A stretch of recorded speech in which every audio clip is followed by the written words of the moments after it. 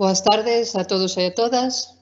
Son Begoña Villaverde, actualmente conselleira no Consello de Contas de Galicia e, sobre todo, profesora de Dereito Financeiro e Tributario da Universidade de Santiago de Compostela en Servizos Especiais.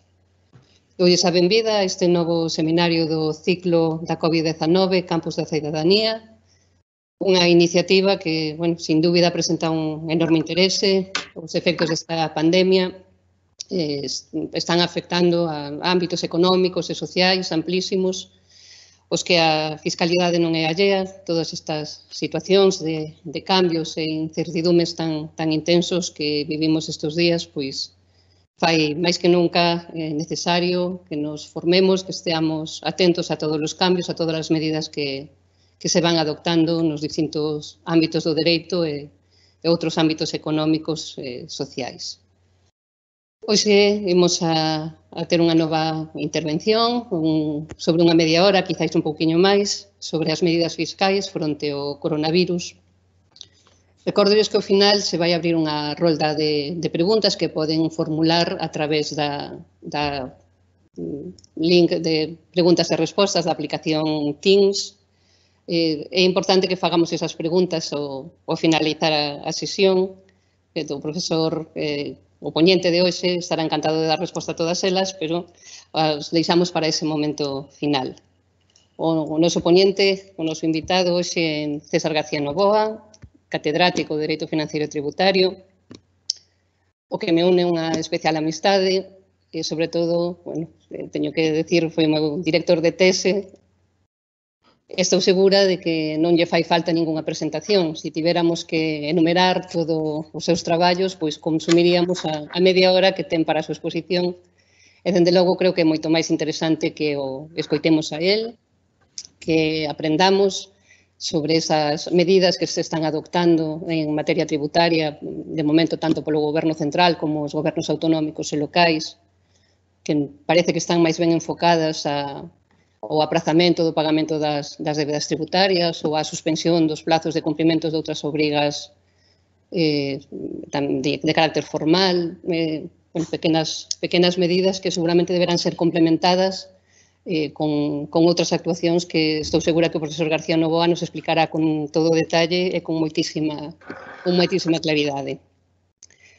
Por iso creo que, bueno, o máis interesante nestes momentos é que o escoitemos a él e que nos deixará ben clariño todas estas medidas e as súas propostas para afrontar o día despois, que casi é tan importante como o momento actual. Entón, cando queiras, César, tes a palabra. Pues muchas gracias, Begoña, muchísimas gracias a mi universidad, a la Universidad de Santiago de Compostela. Voy a hablar en castellano porque por la composición del auditorio mayoritariamente tenemos personas de otros lugares de España y mucha gente de Latinoamérica. Entonces voy a hacer esta intervención en castellano, no tengo ningún problema en responder en gallego, en gallego a las preguntas que lleguen en gallego, no tengo ningún inconveniente. Y vamos a hablar, como decía Begoña, a quien le agradezco muchísimo su presentación, tan cariñosa y tan poco objetiva. Solo ha dicho una verdad, los elogios son mentiras, solo ha dicho una verdad y es que no voy a hablar estrictamente 35 minutos, a lo mejor son 5 minutos más, pero no creo que mucho más.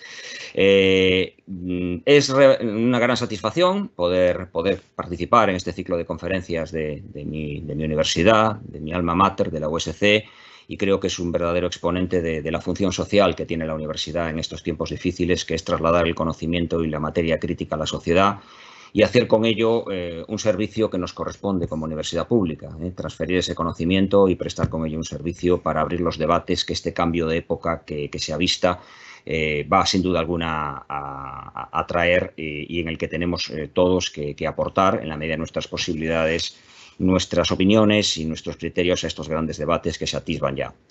Bueno, yo de lo que voy a hablar es obviamente de la fiscalidad y de los tributos, y del papel que juega el sistema tributario, que puede jugar el sistema tributario en esta situación inédita, extraordinaria, que nos ha pillado a todos con el paso cambiado de esta gravísima crisis sanitaria que tiene una expresión trágica en un importantísimo número de fallecidos y de contagiados, y en la crisis social y económica que ya está a la vuelta de la esquina y que ya se atisba en el horizonte. La gestión de esta crisis va a exigir políticas públicas y entre esas políticas públicas es indudable que un papel importante lo va a desempeñar la fiscalidad, la aplicación de los tributos en diversos ámbitos para hacer frente a la gestión de esta pandemia. Yo voy a sistematizar mi exposición en dos grandes bloques. En uno voy a hacer una breve reflexión a lo que puede hacer y a lo que de hecho está haciendo la fiscalidad para ayudar en lo que es la gestión sanitaria de la pandemia. ¿Qué pueden hacer los tributos? ¿Qué puede hacer el sistema tributario para colaborar en la lucha contra la pandemia que están desarrollando sobre todo el sistema sanitario público en primera línea de combate? ¿Y qué papel de apoyo puede tener la fiscalidad dentro de lo que llamamos esa función extrafiscal de los tributos? Evidentemente, la política fiscal es un componente fundamental de las políticas públicas y la fiscalidad puede tener un papel importante a la hora de habilitar o implementar medidas para ayudar en la lucha contra la pandemia en el ámbito estrictamente sanitario. Y el segundo bloque va a ser el relativo, que quizás es el que plantea mayores debates en la actualidad, a la crisis económica. Es decir, la fiscalidad como elemento para hacer frente a la situación de crisis económica que tenemos ya encima, derivada de la parálisis de la actividad económica por la ruptura del ciclo oferta y demanda como consecuencia del estado de alarma que se declaró el pasado 14 de marzo, y una crisis económica que va a exigir, como le vamos a llamar o como le voy a llamar durante esta exposición, una fiscalidad de emergencia. Es decir, hay una fiscalidad que es necesaria para hacer frente a la situación que se plantea ahora mismo en las familias, en los ciudadanos y en las pequeñas y medianas empresas, sean autónomos o sean pequeñas y medianas empresas con forma de sociedad mercantil, que por otra parte son el componente mayoritario de nuestro tejido productivo. En el Estado español, aproximadamente el 92-93% de las empresas son empresas micro, pequeñas y medianas empresas. El 66% de los puestos de trabajo que se crean en España se crean por pequeñas y medianas empresas. Por tanto, ahora mismo hay una necesidad de que la fiscalidad, de que el sistema tributario coadyuve con medidas a recuperar algunos elementos fundamentales para lo que podríamos denominar parar la hemorragia, hacer un torniquete ante la situación dramática que tenemos ahora mismo. Voy a hablar de eso y voy a hablar después, será muy breve, serán los 5 últimos minutos de mi intervención, de la fiscalidad de la era, de lo que se está llamando la era post-COVID-19. Esto va a significar un cambio, como se suele decir o como se está diciendo. Esto no es una época de cambios, esto es un cambio de época. Aquí va a haber una redefinición de muchas cosas y es probable que también haya que redefinir el sistema fiscal. ¿Cómo va a ser el sistema fiscal en esa etapa que algunos llaman post-COVID-19? ¿Cómo va a ser el sistema de tributos? ¿Qué tributos van a ganar peso? ¿Van a existir nuevos tributos? ¿Se van a descubrir nuevas fuentes de gravamen para conseguir recaudación? Esa recaudación que indudablemente va a ser necesaria para afrontar los grandes compromisos que el Estado va a tener que hacer frente en ese escenario de crisis que se atisba. El Fondo Monetario Internacional en su informe hablaba, en su informe sobre la crisis post-COVID-19, de una crisis económica a nivel solo comparable a la Gran Depresión de finales de los años 20, con lo cual la dimensión de esa crisis está clara y a nadie se nos escapa, con lo cual es evidente que ahí va a haber una necesidad de adaptación de la fiscalidad en ese contexto y a mediano o largo plazo un cambio en la formulación de los impuestos. Eso va a abrir un gran debate. Se habla de unos pactos, de una reedición de los pactos de la Moncloa.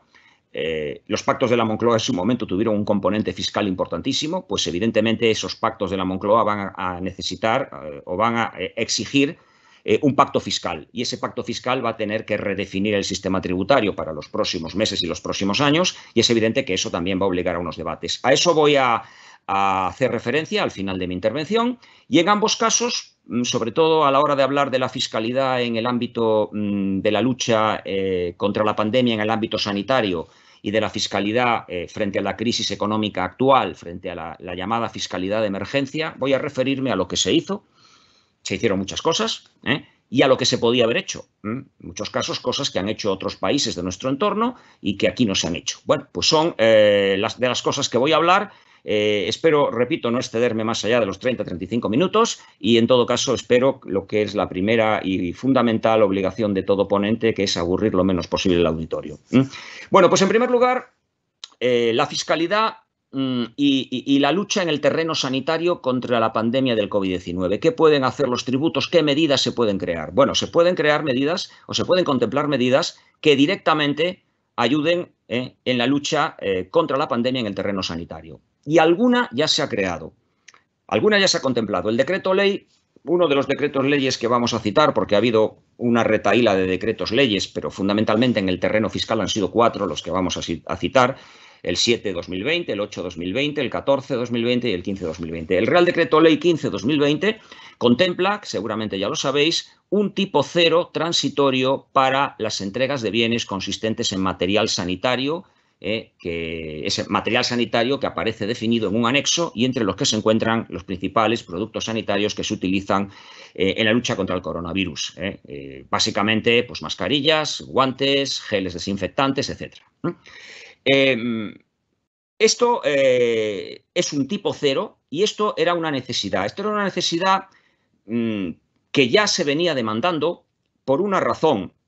Desde el pasado 3 de abril, la Unión Europea contempló, mediante una resolución de la Comisión, una franquicia temporal para los aranceles de importación, para los derechos de importación y para el IVA a la importación de productos sanitarios destinados a la lucha contra el coronavirus y que tengan como finalidad o como destino entidades públicas de salud,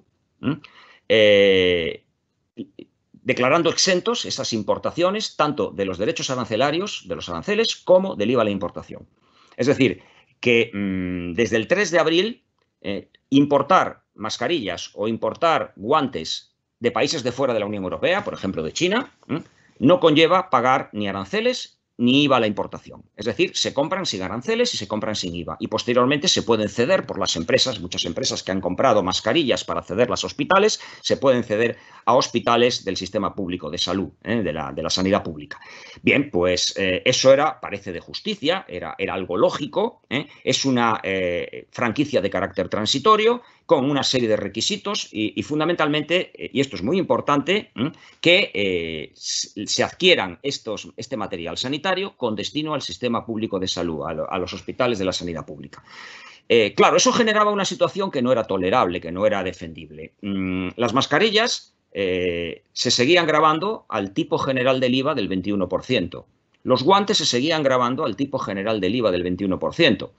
¿Y eso por qué? Pues eso por la combinación de varios factores. En primer lugar, por una política muy restrictiva de la agencia tributaria, que considera que solo son productos sanitarios los productos que tienen un uso estrictamente sanitario, quitando los medicamentos que están gravados al 4%, los productos sanitarios de uso exclusivamente sanitario se gravan al 10%, pero los productos que pueden tener un uso objetivamente diferente al uso estrictamente sanitario, entre los cuales se incluyen las mascarillas o se venían incluyendo los guantes de látex, pues no están grabados al tipo del 10, sino al tipo general del IVA, que como sabemos es del 21%.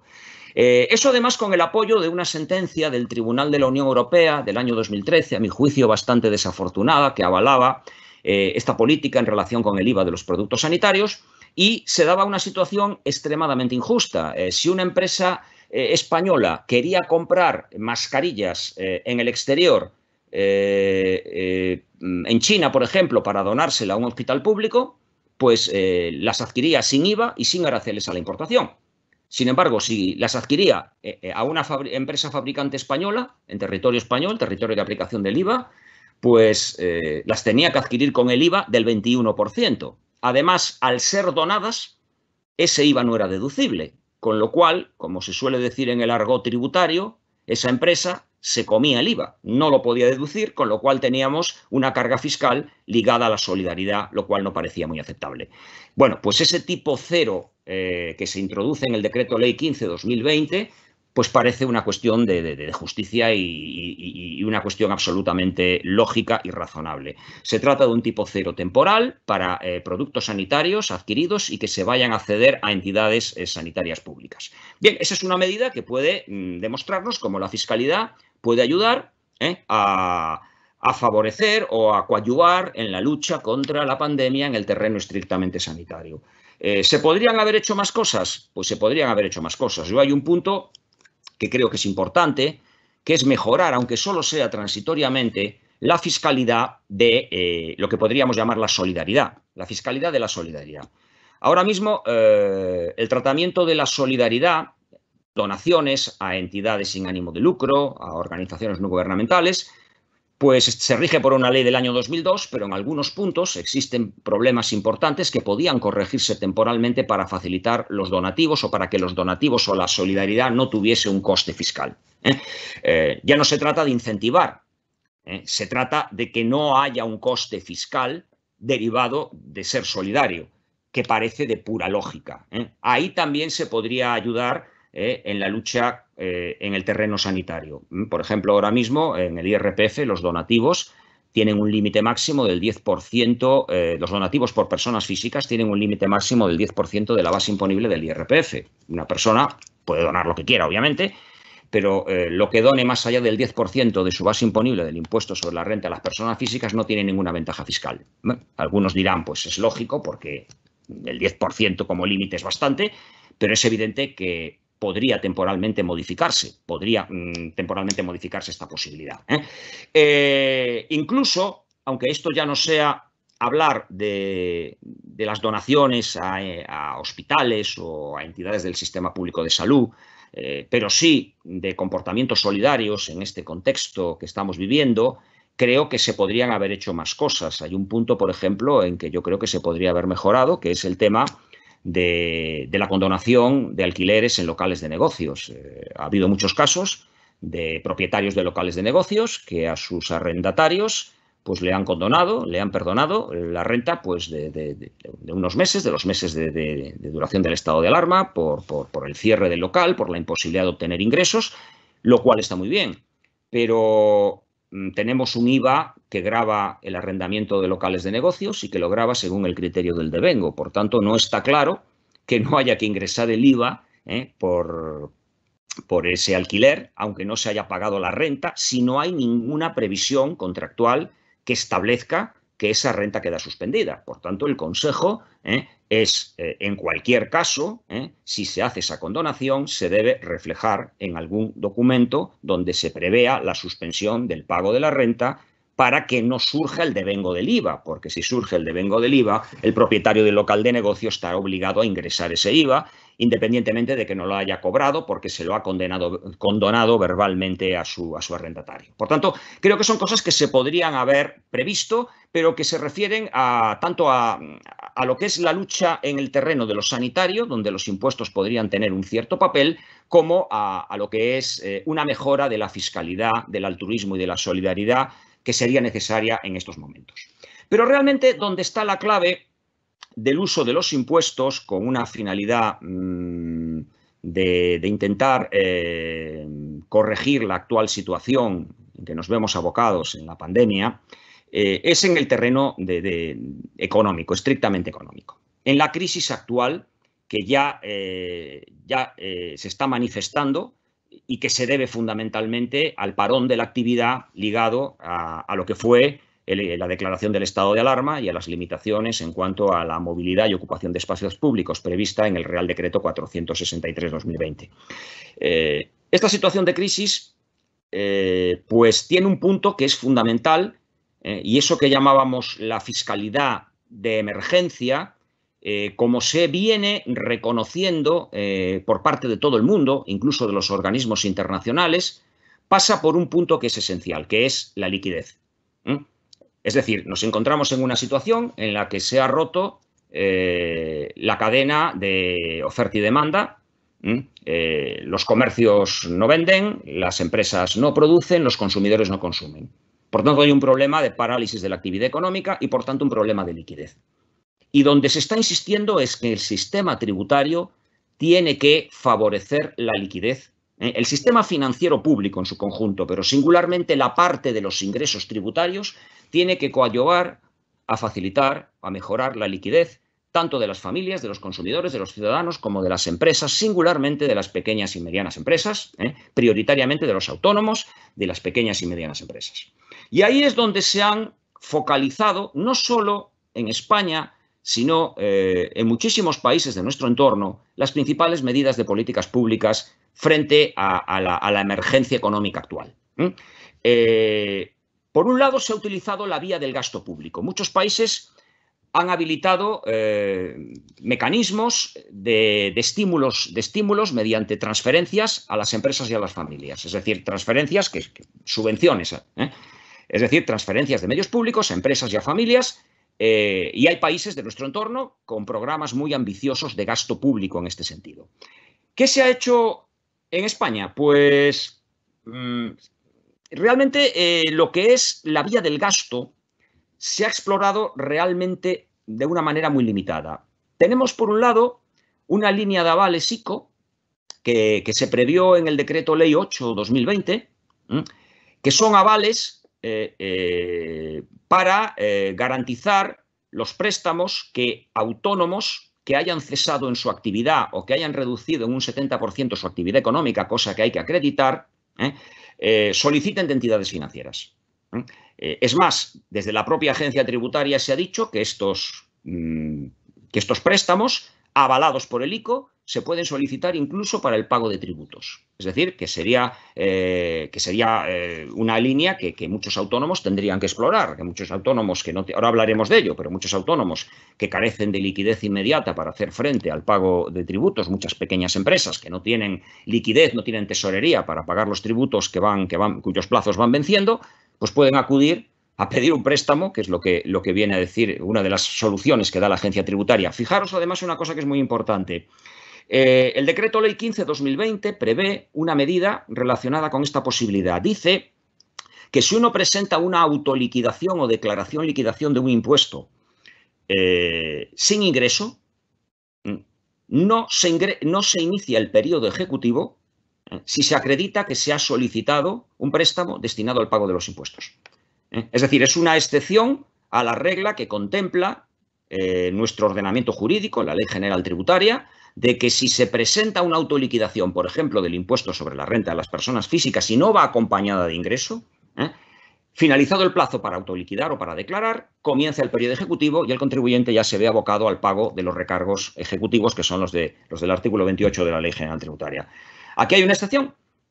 Yo, si no tengo liquidez, puedo presentar la autoliquidación, no acompañarla del ingreso correspondiente y si acredito la solicitud de este préstamo, que repito, una de las cosas que incentiva a la agencia tributaria es que se dediquen al pago de impuestos, estos préstamos avalados por el ICO, puedo evitar el inicio del periodo ejecutivo.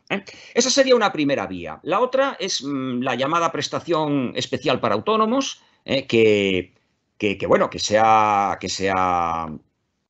se ha mencionado y que se ha comentado y que se ha pactado con las organizaciones de autónomos. Y ahí está también el debate, que es un debate profundísimo, que nos llevaría muchísimo tiempo, no tengo ningún problema en entrar en él si hay alguna pregunta al respecto, sobre la renta mínima. Eso es un debate que está ahí, pero es un debate que está ahí ahora, en este contexto de crisis económica y de emergencia económica, pero es un debate que viene de bastante tiempo atrás. Posibilidad de implantar una renta mínima, ¿qué modelo de renta mínima? Renta mínima, renta universal, renta mínima de subsistencia, renta subsidiaria, cuál sería el perímetro de los beneficiados, qué criterios se seguirían para establecer a quién se le va a pagar o no se le va a pagar esa retribución que podría satisfacer al Estado, cómo se financiaría. Todo ese debate está abierto y se ha potenciado en el marco de las llamadas medidas de gasto público. Bien, pues ahí están las medidas que consisten en utilizar el gasto público, las transferencias a las familias, a los ciudadanos, a las empresas, como una vía para que estos recuperen liquidez o para que tengan un mínimo de liquidez necesaria para una economía de subsistencia. En el otro lado tenemos las medidas fiscales, las medidas del lado de los ingresos tributarios. ¿Cómo puede el sistema fiscal ayudar en la liquidez? ¿Cómo puede el sistema fiscal ayudar, sobre todo, a que las familias, los contribuyentes, pero también las pequeñas y medianas empresas, pues mejoren o, en su caso, consigan una cierta liquidez. Por parte de algunos sectores, por ejemplo, de las asociaciones de autónomos, pues se propuso, algunos países lo han hecho así, una reducción impositiva. Es decir, pues la mejor medida para mejorar la liquidez es que los autónomos no tengan que pagar impuestos o tengan que pagar menos impuestos, es decir, una reducción fiscal. No se ha adoptado ninguna medida de reducción impositiva. Es decir, en España lo han hecho otros países, pero en España se ha descartado reducir los tributos a las pequeñas y medianas empresas. Solo hay tres, mejor dicho, que podrían calificarse como medidas de reducción de tributos. Una es una reducción de los módulos para contribuyentes en IRPF por el régimen de estimación objetiva por módulos, los llamados moduleros, es decir, el contribuyente que tiene pues, un taller de coches, un taxi, una panadería, una peluquería, etcétera, etcétera. Bueno, pues en ese caso se ha previsto una reducción de los módulos en función del número de días de cese de la actividad como consecuencia del estado de alarma. Es decir, un prorrateo de los módulos descontando el número de días en que haya cesado la actividad, lo cual supone una reducción de los módulos a pagar por aquellos contribuyentes que acrediten el cese de la actividad. Esa es una medida que lleva a la reducción de los módulos, por tanto, es una medida de reducción de impuestos. También es verdad que el reglamento del IRPF permite una reducción de verdad en los módulos cuando concurran circunstancias excepcionales de fuerza mayor. Y es evidente que esto es una circunstancia excepcional y extraordinaria de fuerza mayor, no cabe ninguna duda. Por tanto, se podía haber previsto, no se previó al final, haber previsto una reducción, un porcentaje reductor de los módulos. Pero bueno, se ha habilitado esta medida, que es una medida de reducción de impuestos. Y luego, el último de los decretos leyes aprobados, el decreto ley 15/2020, prevé dos medidas que también favorecen a los autónomos y a las pequeñas empresas y que, si bien no son de reducción de impuestos, sí van a permitir tributar menos. Para los contribuyentes personas físicas que tributen en módulos, se permite renunciar al sistema de módulos y pasarse a la estimación directa. El sistema de módulos, como bien saben ustedes, se aplica a todos los que aparezcan, a todos los empresarios individuales que aparezcan en un orden ministerial, pero es renunciable. Pero hay una penalización a la renuncia, y esa penalización a la renuncia es que el que se va de módulos y quiere tributar por rentas reales, tiene que estar 3 años en estimación directa tributando por rentas reales. Sabido que por módulos yo no tributo por lo que realmente gano, tributo por unos indicios, los metros cuadrados, los kilovatios de potencia eléctrica contratada, el personal, etc. Si yo estoy en módulos y tengo que pagar una cantidad fija, ahora puedo renunciar, puedo pedir tributar por rendimientos reales en el año 2020, que lógicamente van a ser mínimos o va incluso a haber pérdidas, y no tengo que estar 3 años en estimación directa. Es decir, puedo optar en el 2021 para reincorporarme al sistema de módulos. Esta es una medida que va a permitir que muchos moduleros pues, puedan tener en cuenta las pérdidas que han tenido y no tengan que pagar aunque están en el sistema de módulos. También es verdad, y esto ha sido muy criticado, que el sistema de módulos es un sistema que es muy polémico porque supone, en condiciones normales, pagar mucho menos de los ingresos reales. Y entonces, claro, es decir, hay quien dice, hombre, si se está a las duras, también se está a las maduras. Si usted está en el sistema de módulos porque quiere, porque le sale más ventajoso, pues ahora mire usted, si resulta que en una situación de crisis resulta que en módulos se paga más que en estimación directa, pues tiene que aguantarse. Eso se ha dicho y se ha escuchado por ahí, ¿no? Pero bueno, es una medida tendente a que estos contribuyentes, estos autónomos, estas microempresas, pues tengan un respiro fiscal en una medida que supone que se puede tributar menos. La segunda medida está prevista para sociedades, para empresas con forma de sociedad, y es por tanto una medida en el impuesto de sociedades, y empresas que tengan un volumen de facturación inferior a 600.000 euros al año, es decir, lo que podemos llamar pequeñas empresas. Estas pequeñas empresas pueden cambiar el sistema de cálculo de los pagos fraccionados. Los pagos fraccionados se pueden calcular o bien teniendo en cuenta los ingresos del ejercicio anterior o bien los ingresos del propio ejercicio. Si una sociedad venía calculando sus pagos fraccionados teniendo en cuenta los ingresos del ejercicio anterior, ahora va a tener que pagar más seguramente que si tiene en cuenta los ingresos de este ejercicio, porque ahora tendrá ingresos más bajos o incluso pérdidas. Por tanto, se puede cambiar. Se habilita un periodo extraordinario para ejercer la opción y pasarse al sistema del 43, del artículo 43 de la Ley del Impuesto de Sociedades, que es el sistema de cálculo por los ingresos del propio ejercicio, y hacerlo para todos los pagos fraccionados del año 2020. Se abre, por tanto, un periodo especial para esta opción. Aquí también podemos encontrarnos con que pequeñas empresas van a tener que ingresar menos por pagos fraccionados o incluso no ingresar, porque si han tenido pérdidas no tienen que ingresar el pago fraccionado. Por tanto, son dos medidas que, aunque no son propiamente medidas de reducción de impuestos, sí son medidas que pueden conseguir que autónomos o pequeñas empresas con forma de sociedad tengan una menor carga fiscal. Pero donde realmente está la liquidez, claro, es en medidas de otro tipo. ¿Cómo se puede conseguir que un autónomo, que una pequeña empresa mejore su tesorería? Pues no hace falta ser un genio para descubrirlo. Yo tengo una mejora en mi tesorería o yo simplemente tengo liquidez, bien cuando consigo que me adelanten lo que me tienen que pagar o bien cuando consigo retrasar lo que tengo que pagar yo. Cuando se me adelanta el cobro de un crédito o cuando se me difiere en el tiempo el pago de una deuda. Está claro. Y esa es la mejor manera y la única de conseguir liquidez.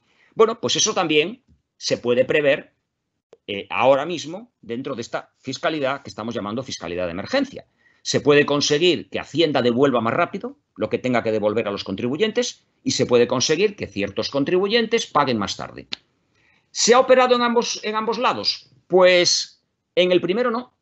Es decir, a diferencia,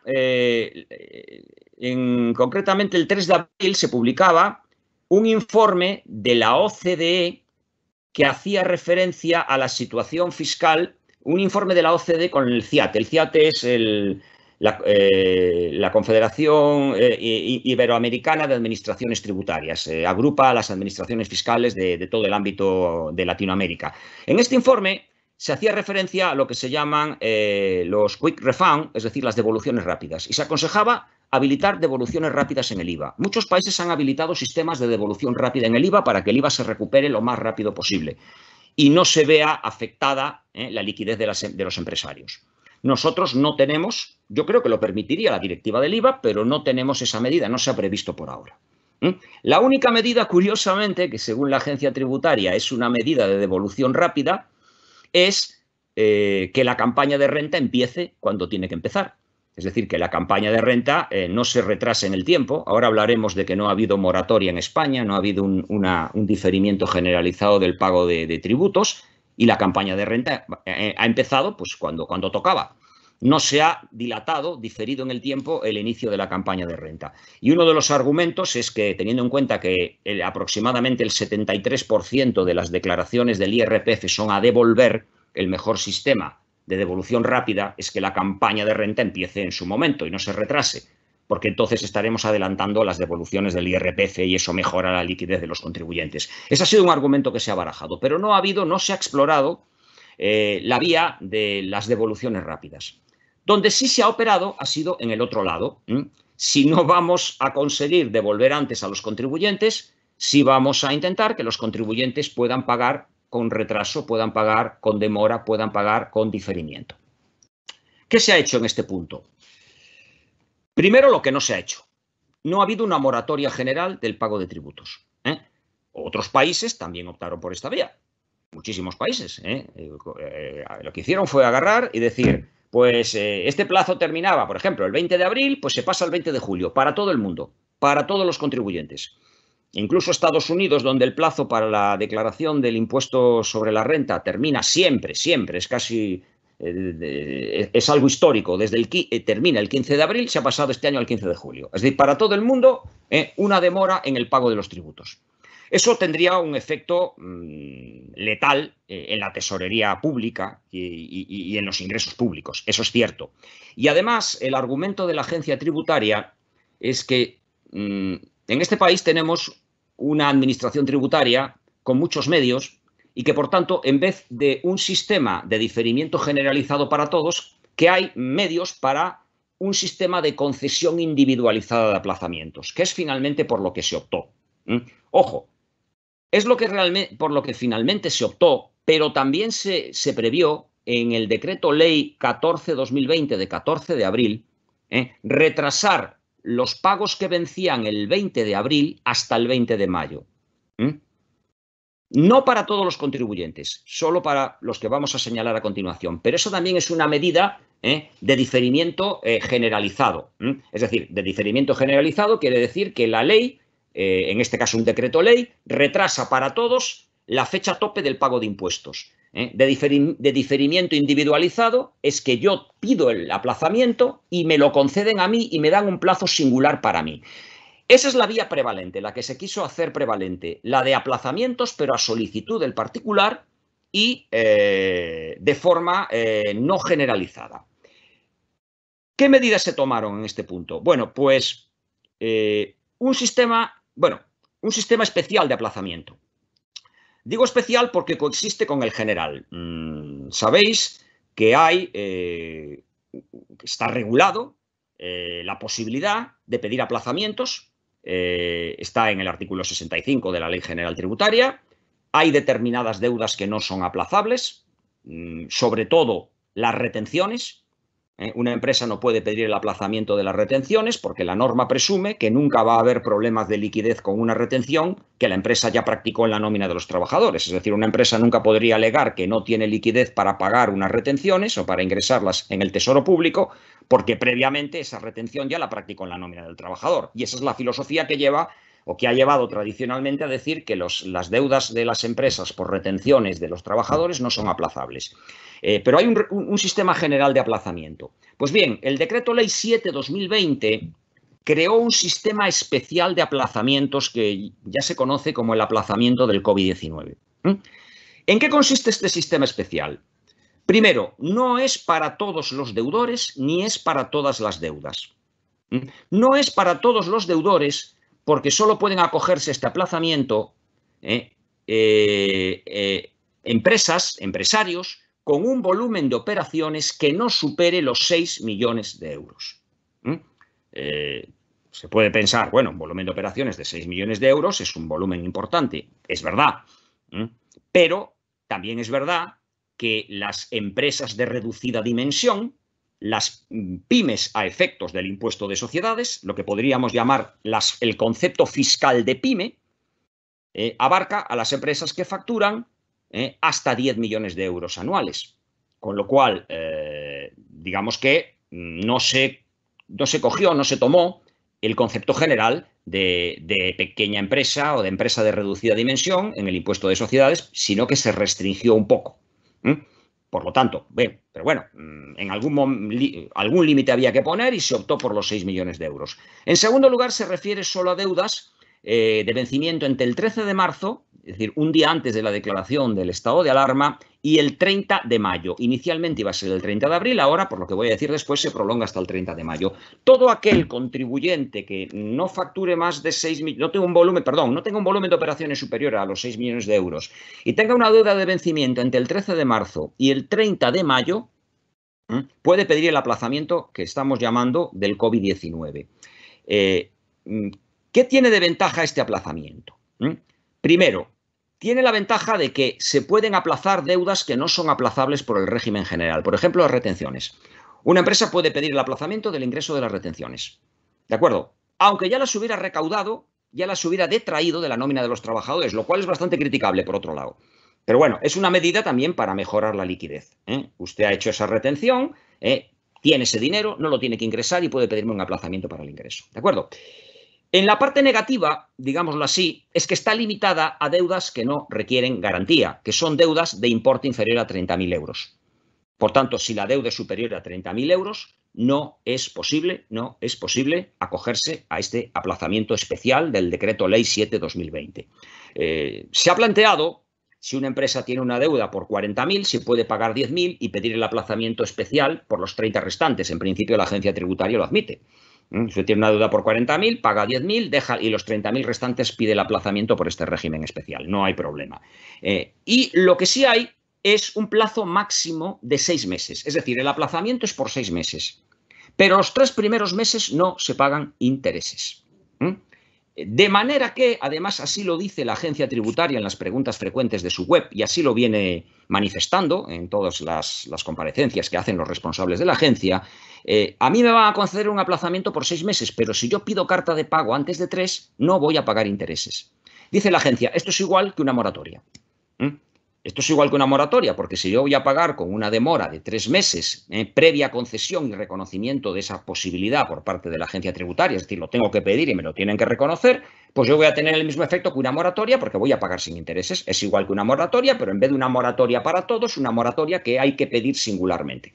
Es verdad que el efecto es el mismo, pero hay que solicitarlo y eso genera pues, un problema, puede generar un problema para ciertos contribuyentes, en cuanto a costes burocráticos, a tener que hacer, no todos los contribuyentes tienen la obligación de relacionarse electrónicamente con la administración tributaria, etcétera, etcétera. En segundo lugar, se adoptó, y esto fue una medida adoptada en el decreto ley 15-2020, una medida excepcional para prorrogar. Bueno, esa es otra medida. Vamos con la segunda gran cuestión que se adoptó. El Real Decreto 14-2020 prevé una segunda medida importante, que es un diferimiento para todos, como decíamos antes, del pago de ciertos tributos. ¿Para quiénes? Para todos quiere decir que no hay que pedirlo, pero no para todos. ¿Para quiénes? Para aquellas empresas con un volumen de operaciones no superior a 600.000 euros. Para esas empresas, las deudas tributarias, los pagos que venzan el 20 de abril pasan a tener vencimiento el 20 de mayo. ¿En qué se está pensando? ¿Qué es lo que vence el 20 de abril? Pues el 20 de abril vence fundamentalmente el primer trimestre del IVA, vencen las retenciones y vencen los pagos fraccionados.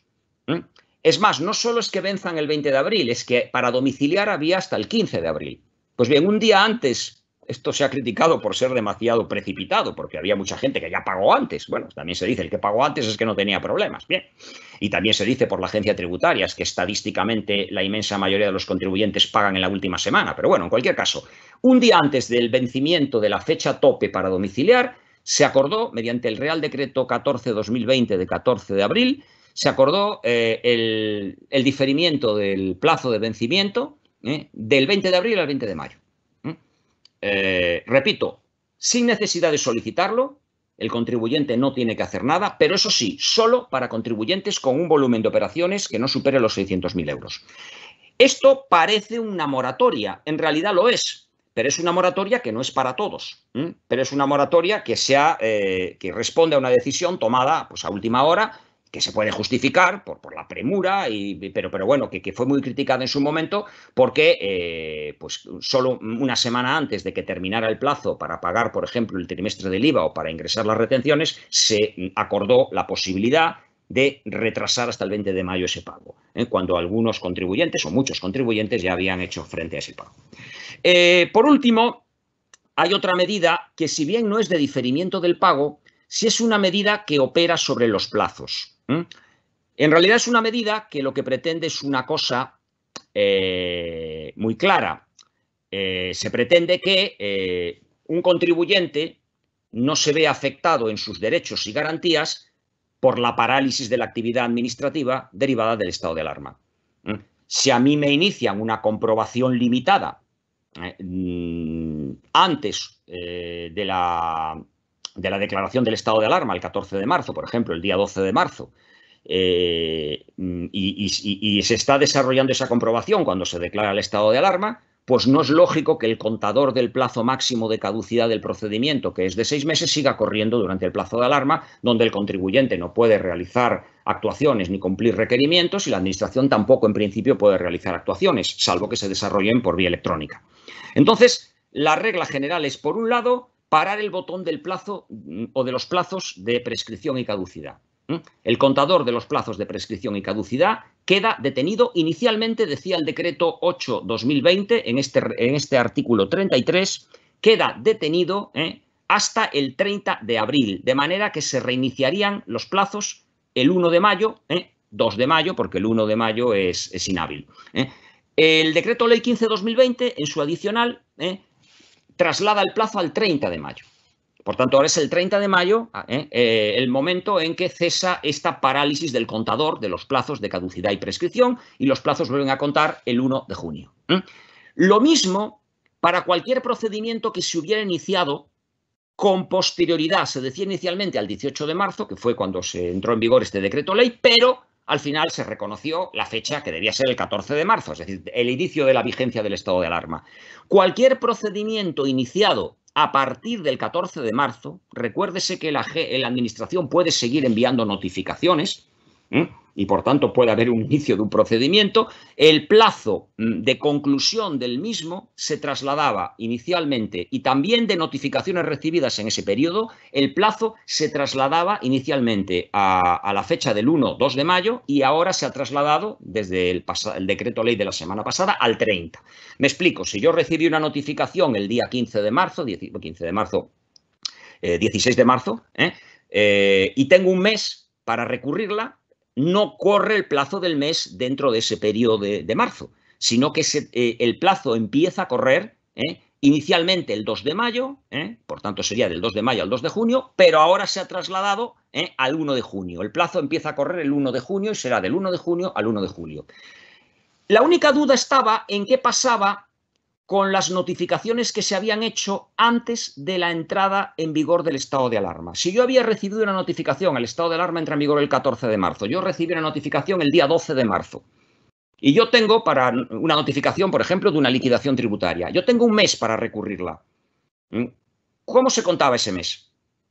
Porque el decreto ley 8/2020 hablaba de procedimientos iniciados desde el 18 de marzo, después desde el 14 de marzo, pero no los iniciados antes. ¿Cómo se contaba ese mes? Bueno, ese era un supuesto que se había olvidado el legislador. Al final se aclaró. También se cuenta el plazo, o sea, el mes no cuenta desde el 12 de marzo, de 12 de marzo a 12 de abril, sino que también en este caso se contaba inicialmente a partir del 2 de mayo y después a partir del 1 de junio. Es decir, una vía generalizada de paralización de los plazos que parece bastante razonable. La Xunta de Galicia, a nivel de la comunidad autónoma, de los tributos que gestiona la Xunta de Galicia, también previó una medida de diferimiento en el cómputo de los plazos, equivalente a una moratoria. Lo que se dice es que cualquier plazo finalizado entre el 14 de marzo, aquí ya se habla del 14, que es el día en que entró en vigor el estado de alarma, y la fecha en que se levante el estado de alarma, ese plazo se prolonga hasta el 30 de junio. Y si el estado de alarma durase más allá del 30 de junio, lo que se prevé es que el plazo se prolongue hasta un mes después de la finalización del estado de alarma. Para todos los tributos gestionados por la comunidad autónoma. Es una medida más generosa que la norma estatal. También es verdad que los tributos que gestiona la comunidad autónoma son tributos de ingreso mucho más episódico, mucho más ocasional. Los tributos importantes que gestiona la comunidad autónoma son tributos cedidos por el Estado, son básicamente transmisiones, sucesiones y donaciones. Y gravan pues la compra de un piso, graban una herencia o graban recibir una donación. Y eso no ocurre todos los días. Los contribuyentes no están comprando un piso todos los días ni están recibiendo una herencia todos los días. Por tanto, son hechos imponibles que se producen de una manera más ocasional y que tienen muchísimos menos contribuyentes. Por eso quizás hay más margen para adoptar una medida más generosa. Pero la verdad es que es una medida más amplia que la que se contempla en la normativa del Estado. Bien. Eso en cuanto a retrasos, dilaciones en los plazos de ingreso, moratorias, etc. Dos cositas y ya termino. ¿Qué es lo que no se hizo? Dijimos que íbamos a contar lo que se hizo, pero también hay cosas que no se hicieron. Hombre, se podían haber hecho muchas cosas. Yo voy a contar simplemente 3 cosas que se ha propuesto que se podían hacer, se ha sugerido que se podían hacer, que quizás se podían incorporar a la normativa fiscal y que todavía no se ha hecho. Primero, un mejor tratamiento de las pérdidas. Las empresas van a tener pérdidas, los autónomos van a tener pérdidas, las pequeñas empresas van a tener pérdidas y muchas pequeñas empresas van a tener que cesar en su actividad. Eso es obvio y lo sabemos todos. En nuestro sistema tributario, las pérdidas lo que se llama las bases imponibles negativas, se pueden compensar hacia el futuro sin límite.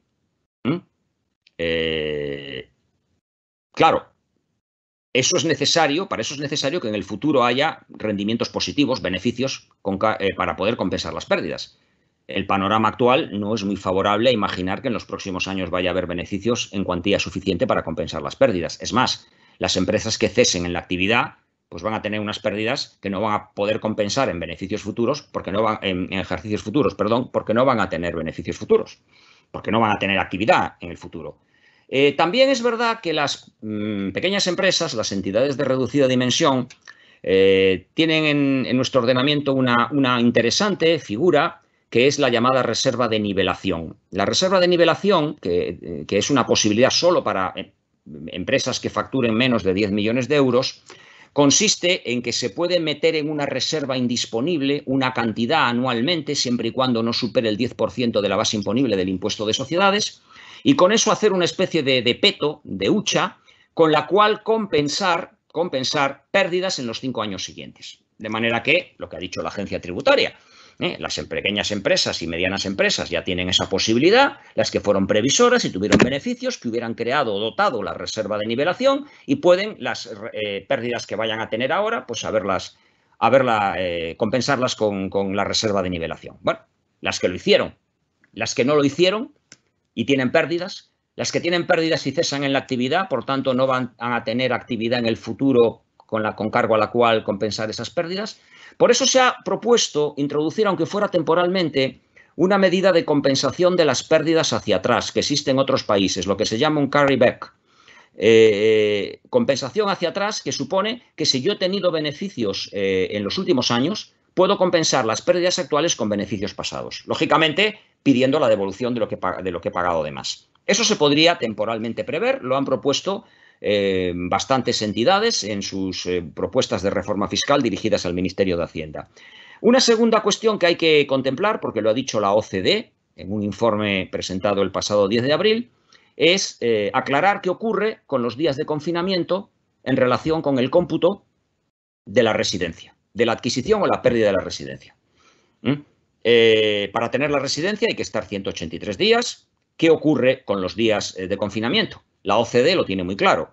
Los días de confinamiento no deben computar ni para adquirir la residencia de un país ni para perder la residencia de un país, porque son días en los cuales la movilidad de las personas físicas se ha limitado por ley. Por tanto, no es posible computar eso como criterio para determinar el transcurso mínimo del tiempo que se necesita para que una persona sea residente en un país o deje de serlo porque ha adquirido la residencia en otro país. Pensemos que un trabajador español desplazado en el extranjero que le pilla el confinamiento y que cumple el número mínimo de días en ese país para ser considerado residente en ese país. ¿Podría el país de destino considerarlo residente cuando ha estado confinado contra su voluntad? La OCDE dice que no, pero sería lógico que se recogiera en la ley. Es una recomendación muy razonable, por otro lado.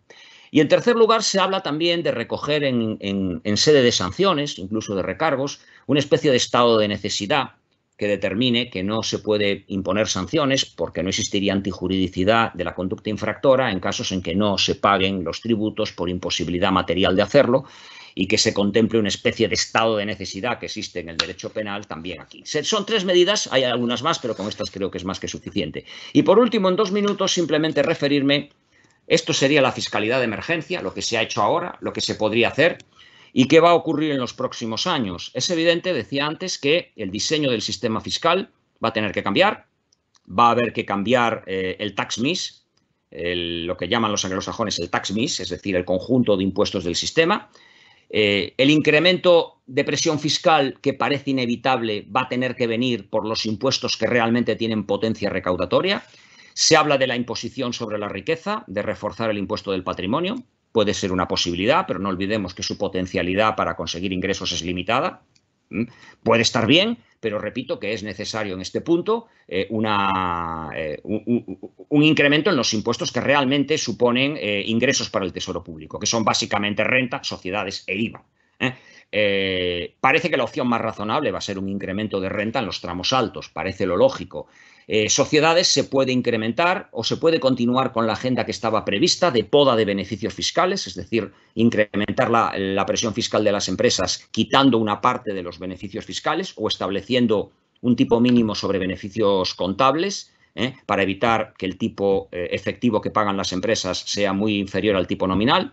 Y en IVA es cierto que tenemos un tipo general de IVA por debajo de la media europea, donde está el tipo general en un 23 o en un 25%. Pero obviamente parece que un incremento del IVA no parece en este contexto social y económico, con lo que tendría de penalización del consumo la opción más razonable. Y ahí está también el debate sobre la reformulación del sistema fiscal con nuevos impuestos. ¿Qué papel va a tener la fiscalidad ambiental en este nuevo contexto? ¿Vamos a seguir profundizando en la fiscalidad de las empresas digitales que parecen ser que van a ser las auténticas ganadoras en un juego de winner and loss, de ganadores y perdedores? Parece ser que son las auténticas ganadoras en esta situación en que nos encontramos actualmente. Se va definitivamente a llegar a un consenso internacional. Tenía que llegarse en este año, pero esto va a acelerar el consenso internacional para gravar a los gigantes del sector digital. Se va a profundizar en el debate sobre si es necesario un impuesto que grave a los robots o que recaiga sobre la automatización de los equipos de producción, en la medida en que la actual crisis y la crisis post-COVID-19 va a generar una mayor destrucción de empleo que puede verse incrementada o al menos no minimizada por los procesos de automatización, de robotización que necesariamente prescinden de mano de obra.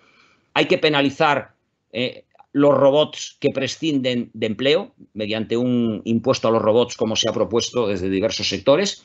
Va a haber impuestos especiales sobre el sector financiero. Va a ser un modelo tasa Tobin sobre transacciones financieras o va a ser un modelo tipo Financial Activity Tax, FAT, como se ha hecho ya en Francia o como se ha hecho ya en Italia sobre los beneficios brutos y los salarios pagados a los directivos por los bancos, teniendo en cuenta además que la actividad financiera está exenta de IVA y el sector financiero está al margen del IVA, con lo cual eso se podría compensar con un gravamen sobre el valor añadido en forma de ingresos brutos de los bancos, como repito, ya se ha propuesto en Francia o en Italia. Son debates sobre cómo va a quedar la fiscalidad en los próximos años, son debates interesantes, enormemente apasionantes y que sin duda alguna pues va a abrir una posibilidad de que repensemos la fiscalidad de la mejor manera posible en los años que tenemos por delante. Las condiciones realmente no son las mejores porque va a ser un escenario desde el punto de vista económico y social poco halagüeño, pero también va a ser para los que nos dedicamos a esto un desafío y una oportunidad para volver a pensar el tema de cómo deben estructurarse en estos próximos años los sistemas fiscales para hacer frente a esta situación que tenemos aquí delante y que nos espera. Nada más, me he pasado un poquito más de tiempo, bastante más de tiempo, pero creo que todo lo que tenía pensado señalar pues ha quedado un poco más o menos expuesto. Y si hay preguntas, pues allá vamos.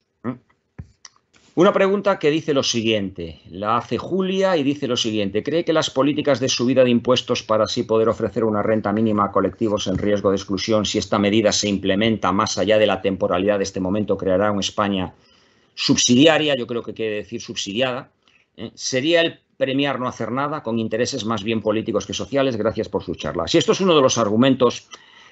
Claro, hay varias fórmulas de renta mínima. Muchas veces se habla de la renta mínima sin diferenciar tipos de renta mínima. Hay que decir que hay pensadores, incluso liberales, que han defendido la renta de subsistencia, la renta subsidiaria de subsistencia. Es decir, que no es una propuesta necesariamente socialdemócrata o de izquierdas, para entendernos.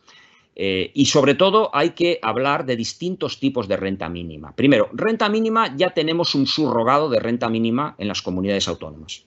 Existen figuras que se aproximan a la renta mínima, aunque no tengan las características de la renta mínima que se propone. Segundo lugar, no toda renta mínima es necesariamente universal. Se habla de renta mínima muchas veces como sinónimo de renta universal, pero la renta universal es la que la cobra cualquiera, independientemente de su nivel de renta, lo cual no parece lo más adecuado. No tiene ningún sentido que Amancio Ortega o Patricia Botín, si se me permite el ejemplo, cobren una renta mínima, si es una renta mínima formulada en clave de renta universal. Por eso, repito, esa es una fórmula, pero no es la que se está barajando en la actualidad. Y cuando se habla de renta mínima, normalmente, tampoco sabemos la propuesta, pero yo por lo que he leído y por la intuición que tengo, se está hablando de una fórmula limitada a ciertos niveles de renta, que incluso en algunos países funciona bajo la fórmula de renta negativa en el impuesto sobre la renta. En muchos países la renta mínima para aquellos contribuyentes con derecho a la renta mínima que hacen la declaración del impuesto a la renta es una deducción en la cuota del impuesto. Y para aquellos que no tienen la obligación de hacer la declaración o que no tienen cuota suficiente, se convierte en una cantidad que el Estado paga a los contribuyentes. Y, por tanto, ese modelo, antes he dicho que lo fundamental en la renta mínima, es decir, yo creo que todos estamos de acuerdo que el Estado debe subvenir a determinadas situaciones de riesgo de exclusión social y que un instrumento puede ser la renta mínima. El debate son dos cosas. Beneficiarios, criterio para establecer los beneficiarios y fuentes de financiación. En el criterio para establecer los beneficiarios es donde está el debate, donde tenemos que establecer el umbral. Y ahí cabe muchísimas opiniones y, de hecho, hay muchísimas opiniones. Y en cuanto a la financiación, pues también, pero es evidente que la financiación tiene que ser con los impuestos que realmente dan recaudación. Una cosa es decir que la renta mínima se financie con un impuesto a las grandes fortunas, que puede ser una alternativa, o con un incremento del impuesto al patrimonio en los tramos más altos, pero realmente lo que realmente da recaudación es el impuesto sobre la renta, porque necesariamente las tarifas del impuesto sobre la renta van a ser necesariamente, lógicamente, mucho más elevadas que las tarifas de patrimonio, que son necesariamente más limitadas, porque patrimonio, aunque grave el patrimonio, se paga con la renta, no se paga con el patrimonio. Es un impuesto que se paga con la renta, aunque recaiga sobre el patrimonio. Por eso digo que, independientemente de la opinión política que se tenga sobre la renta mínima, yo creo que la opinión hay que darla sobre la base de la propuesta que en su momento se nos haga o que se haga por parte del ministerio que está trabajando en este tema y que en este punto habrá que ver pues cómo son las características de esta medida. En ausencia de una nueva previsión normativa, entiendo, la condonación graciosa por el arrendador es una pregunta sobre la condonación de la renta en los alquileres de locales de negocios, me da la sensación. En ausencia de nueva previsión normativa, entiendo, 1. La condonación graciosa por el arrendador de la renta sujeta a IVA, arrendamiento de locales de negocios, no va a evitar que el arrendador deba ingresar el mismo a la agencia tributaria, de manera que la condonación no tiene carácter de recuperable. Solo lo es con carácter general cuando se requiere judicial o notarialmente, es decir, cuando no se condona. Y entiendo además que lo que resulta adicionalmente gravoso, ni la condonación de renta ni la condonación que lo que resulta adicionalmente gravoso, ni la condonación de la renta, del arrendamiento de negocios, ni la relativa al alquiler de personas físicas, estudiantes o residentes habituales evitan que deba ser objeto de integración en la base imponible del IRPF del ejercicio. Como digo, en ausencia de previsión. Vamos a ver. En primer lugar, tenemos un decreto ley que ha contemplado el tema de los locales de negocios, diferenciando entre grandes tenedores de locales de inmuebles y sujetos que no son grandes tenedores de inmuebles. En el caso de sujetos que no son tenedores de inmuebles o grandes tenedores de inmuebles, tenemos que lo que se hace es diferir todo al acuerdo entre arrendador y arrendatario. Por lo tanto, prevalecerá lo que se acuerde, con una posibilidad que es la posibilidad de imputar el pago de la renta a la fianza que se hubiera establecido y que, como sabes, tiene que estar depositada en el Instituto Galego de Viviendo Solo. Es obligatorio el depósito de la fianza. Por cierto, que aunque el decreto ley dice que se podrá disponer de la fianza, y esto es así porque lo he comprobado, en principio el Instituto Galego no devuelve la fianza salvo que se cancele el contrato, porque la única causa de devolución de la fianza es la cancelación del contrato. Por tanto, digamos que yo puedo acordar, arrendatario de un local de negocio, puedo acordar con el propietario del local que no voy a pagar la renta de este mes de abril e imputar el pago de esa renta a la fianza que está constituida y depositada en el Instituto Galego de Vivienda Solo. Pero seguramente no me van a devolver la fianza, salvo que haya una expresa previsión normativa, porque no está regulado en ningún lado que se tenga que devolver la fianza, salvo el supuesto de cancelación del contrato, con lo cual seguramente me la devolverán cuando se cancele el contrato y me la quedaré. Pero no voy a disponer ahora mismo de ese dinero que me correspondería como propietario del local. Eso por un lado.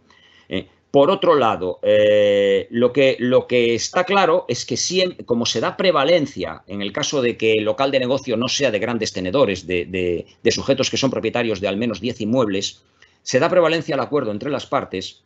Las partes pueden acordar que se suspenda el contrato o pueden acordar en un anexo al contrato que se reduzca la renta o que se condone parcialmente la renta de un mes, de 2 meses o del resto del año 2020. Eso es perfectamente posible. Evidentemente, si el contrato contempla esta posibilidad, eso significará que la retención, si hay condonación de la renta, el arrendatario cuando paga la renta no tendrá que practicar la retención en el IRPF porque no habrá habido renta. Obviamente, si no hay pago de la renta, no habrá obligación de retener.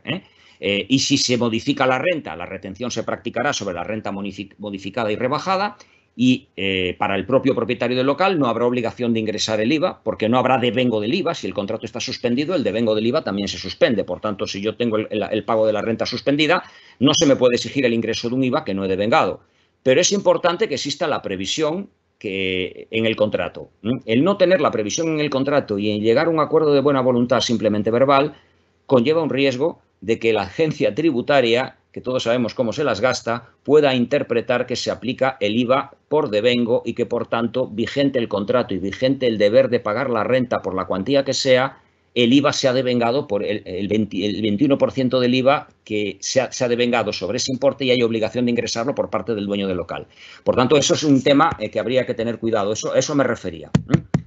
Vamos a ver, tenemos aquí otra. ¿Se prevé una bajada de salario de los funcionarios como ya ocurrió en la crisis anterior para hacer frente a los gastos extraordinarios por la pandemia? Pues yo no lo sé. Yo, en mi condición de funcionario, te puedo garantizar que nada me gustaría más que saberlo, pero la verdad es que no puedo responder a esa pregunta. Yo me temo que sí, pero lamentablemente, ¿qué más quisiera yo que saberlo? Y que poder responder a la pregunta. Tenemos otra más. Vamos a ver. Sí. ¿Ve usted a España como un país más vulnerable frente a esta crisis por la fragilidad de nuestros principales sectores económicos, turismo y construcción? Yo creo que sí.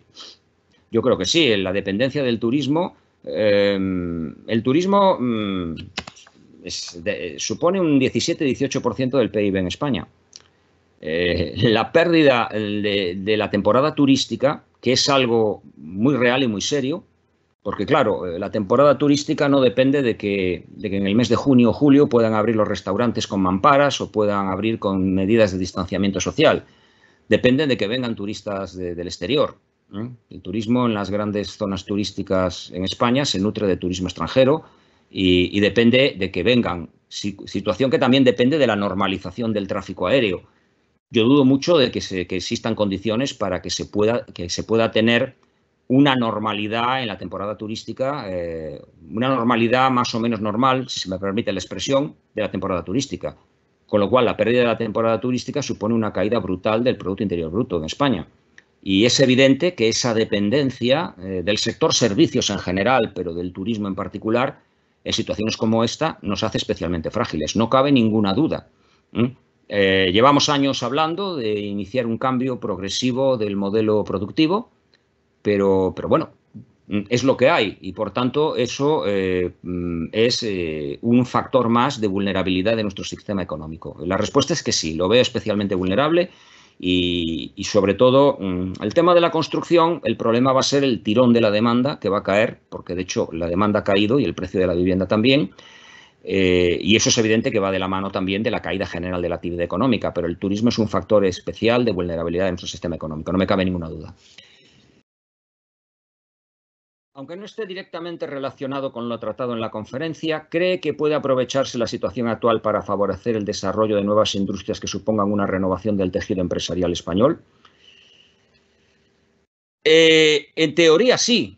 Es muy fácil y muy bonito ir de emprendedor y soltar la típica frase de que las crisis son situaciones en las cuales surgen nuevas oportunidades. Y bien, eso queda muy bien, ¿eh? Pero eso en la práctica luego uno se topa con la realidad y la realidad es que las crisis son situaciones dramáticas en lo personal, en lo social y en lo económico. Y es verdad que, como se suele decir, como dice el refrán, a la fuerza ahorcan, muchas veces las crisis llevan a la necesidad de cambiar de modelos productivos o de establecer situaciones de cambio en los modelos productivos. Pero no sé hasta qué punto esta no va a ser una crisis donde en los primeros años vayamos a tener una economía de emergencia, donde lo fundamental sea atender a lo más básico, a las cosas de comer, como se suele decir. Y que los debates estén orientados fundamentalmente a intentar garantizar esa economía mínima de subsistencia, porque ya todos los economistas dicen que la caída ha sido así, pero que no va a haber una recuperación en V. Por tanto, que no va a haber una recuperación inmediata. Eso es evidente que va a suceder así. Y es evidente que no vamos a estar en un típico caso de recuperación tipo V. Por tanto, efectivamente, no va a haber más remedio que adaptar nuestro sistema productivo a un modelo que se va a acabar imponiendo por pura necesidad. Es verdad que la crisis va a ser un reto para adaptar el sistema productivo a este nuevo modelo, pero yo creo que en principio vamos a tener unos años de economía de la subsistencia y de la necesidad, tanto en el terreno de la mejora del tejido productivo como en el terreno del mantenimiento de una base social mínima y de una cohesión social mínima que excluya la exclusión social. Y aquí hay otra. Enhorabuena por su conferencia. Eso lo voy a, como decía un conocidísimo tributarista brasileiro con el que tuve la oportunidad de trabajar, esto no nos leo que es una louvanza. Nos inquieta saber si se ha modificado la burocracia para la solicitud y concesión de créditos subvencionados como consecuencia del COVID-19. No, la burocracia se ha mantenido y la burocracia no solo eso, sino que es ridícula. Por ejemplo, la acreditación que ya se ha dicho que se iba a modificar, la acreditación del cese de actividad o de la caída de actividad, a que hace referencia el artículo 4 del Decreto Ley 15/2020, con la solicitud de un certificado de baja en la agencia tributaria. Es decir, acreditar el cese de la actividad dándose de baja en la agencia tributaria, que supone además la baja en la seguridad social, como único medio de prueba. Bueno, esto generaba muchos problemas porque muchos autónomos, al estar de baja, luego ya no podían pedir la prestación especial. Es decir, muchos autónomos se veían en la tesitura de pedir o bien el crédito o bien la negociación de la modificación de las condiciones del arrendamiento cuando su arrendador era un gran tenedor de inmuebles, o bien pedir la prestación extraordinaria, porque si iban por la primera vía y tenían que pedir a la agencia tributaria el certificado de baja que decía el decreto ley, pues no podían pedir la prestación extraordinaria. Claro, la agencia tributaria lo que te decía es que nosotros emitimos lo que la ley dice, y la ley habla de un certificado de baja en Hacienda.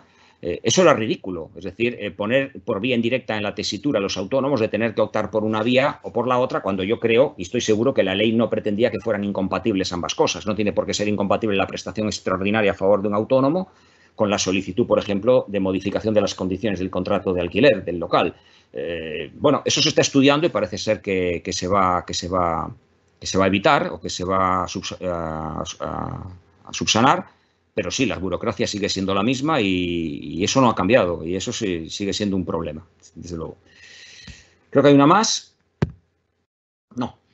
Bueno, pues nada más. Muchísimas gracias por vuestra atención. Ha sido un placer. Espero por lo menos haber trasladado algunas de mis ideas y de mis dudas también, porque la situación es vivimos en una situación tan meteórica y una sucesión tan precipitada de acontecimientos que muchas veces simplemente con leer las nuevas normas que van saliendo e intentar entenderlas ya hacemos un esfuerzo desmedido y muchas veces más que saber el contenido de las leyes lo que tenemos es muchísimas dudas. Muchísimas gracias a la Universidad de Santiago, gracias a todos vosotros, a Susana, a Begoña y a todos por vuestra atención. No sé si hay algo más que añadir, yo por mi parte nada más. Moitas gracias ao profesor García Novoa.